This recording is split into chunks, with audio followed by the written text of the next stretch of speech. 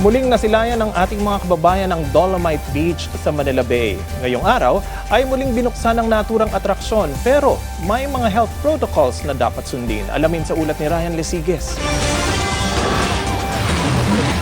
Animoy blockbuster na pelikula na pinilahan ng publiko ang muling pagbubukas kanina ng Dolomite Beach sa Manila Bay.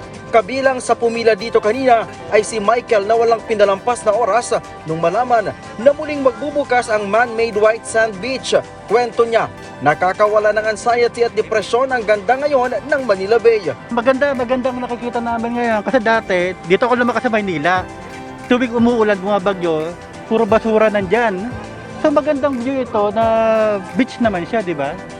So nagpapasalamat tayo sa Duterte admin ngayon kasi talaga nabago tong Manila Bay.